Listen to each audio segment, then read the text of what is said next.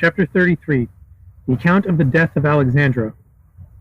After these things Alexandra fell into a disease, of which she died.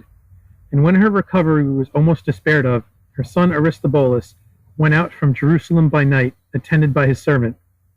And he departed to Gabbatha, to a certain chief man among the Sadducees, one of his friends. And taking him with him, he proceeded to the cities where the Sadducees dwelt, and opened to them his purpose, and exhorted them to go with him, and to be his allies in war against his brother and the Pharisees, and to appoint him king. To whom they assenting, openly played false with Alexandra, collecting men from every quarter to join Aristobulus. When the fame of these things reached Hyrcanus, the son of Alexandra, the high priest, and the elders of the Pharisees, they went to Alexandra, sick as she was, and related the matter to her, pressing on her the great fear which they had for her and her son Hyrcanus, from Aristobulus and those who were with him.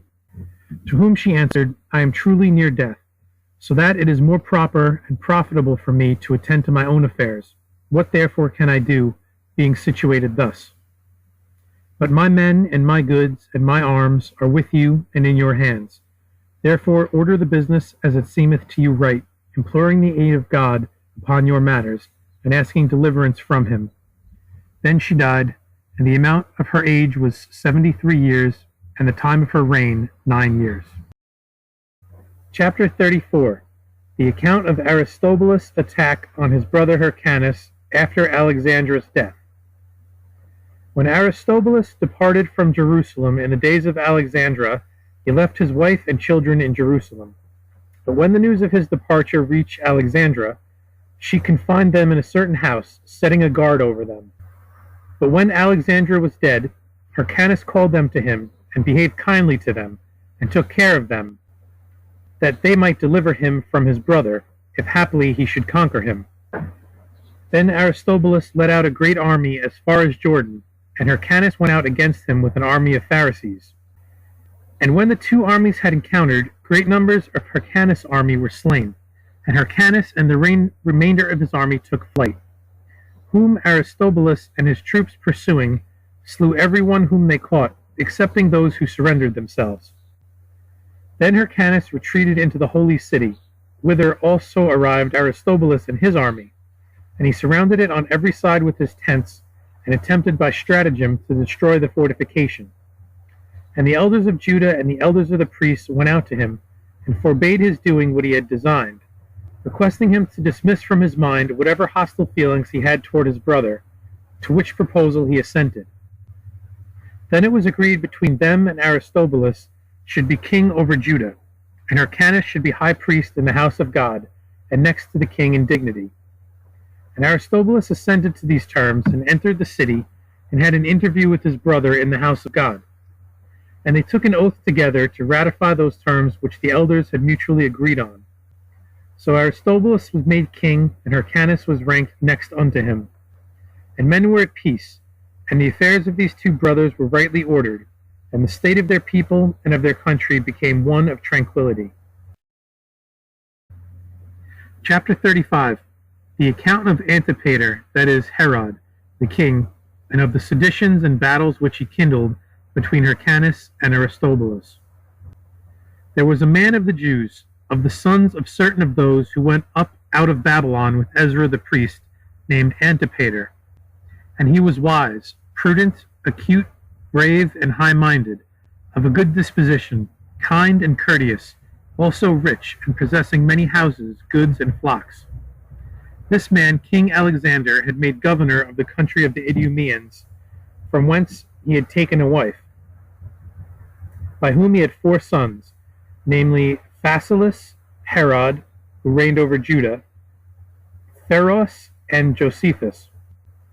Afterward, being removed from the mountains of Sarah, that is, the country of the Idumeans, in the days of Alexander, he dwelt in the city of the holy house. And Hyrcanus loved him, and was much inclined towards him. Wherefore Aristobulus sought to kill him, which, however, he did not accomplish.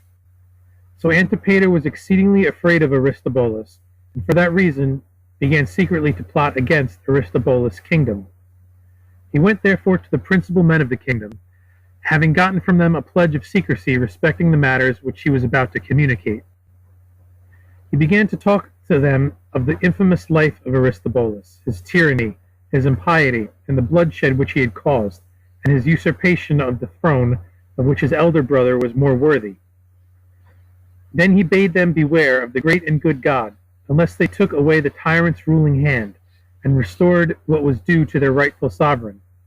Nor was there left a single one of the chief men whom he did not overreach, and incline to submit to Hyrcanus, seducing them from their obedience to Aristobulus, Hyrcanus knowing nothing of the matter. But Antipater ascribed all this to him, being unwilling to tell him before he had established the thing. Therefore, when he had fully settled his business with the people, he went to Hyrcanus and said to him, Truly your brother is greatly afraid of you, because he sees that his estate will be nowise secure while you are alive, on which account he is seeking for an opportunity to slay you, and will not suffer you to live. But Hyrcanus did not give credence to him, because of the goodness and sincerity of his heart. Wherefore Antipater repeated this discourse to him again and again. Also he gave large sums of money to the persons in whom Hyrcanus placed confidence, and agreed with them they should tell him similar things to what Antipater had mentioned, only taking care that he should not imagine they had knew that Antipater had been speaking to him on the subject. So Hyrcanus believed their words, and was induced to devise a plan by which he might be delivered from his brother. When therefore Antipater spoke again to him of the matter, he informed him of the truth of his words was now manifest to him, and that he knew that he had advised him well, and he asked his counsel in the affair. And Antipater advised him to go out of the city to someone in whom he could confide, and who might be able to aid and assist him. And Antipater went to Hartam, and agreed with him that he should receive Hyrcanus as a guest when he came, since he was rather afraid of dwelling with his brother. At which Hartam rejoiced, and came into the plan, and agreed with Antipater that in no case would he deliver up Hyrcanus and Antipater to their enemies, and that he would assist and protect them. And he returned to Jerusalem, and made known to Hyrcanus what he had done, how he had agreed with Hartam concerning their going to him. Wherefore both of them went out of the city by night, and went to Hartam, and remained with him for some time. Then Antipater began to persuade Hartam to lead forth an army with Hyrcanus, to reduce and capture his brother Aristobulus. But Hartam declined prosecuting this plan, fearing that he had not strength to resist Aristobulus.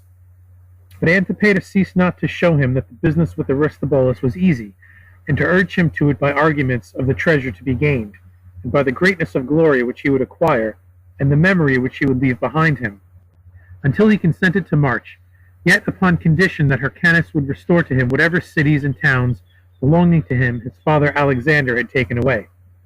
To which Hyrcanus agreeing, and completing the treaty, Hartam marched, and Hyrcanus with him, with 50,000 horse and foot soldiers, bending his course to the country of Judah, against whom Aristobulus went forth and engaged them.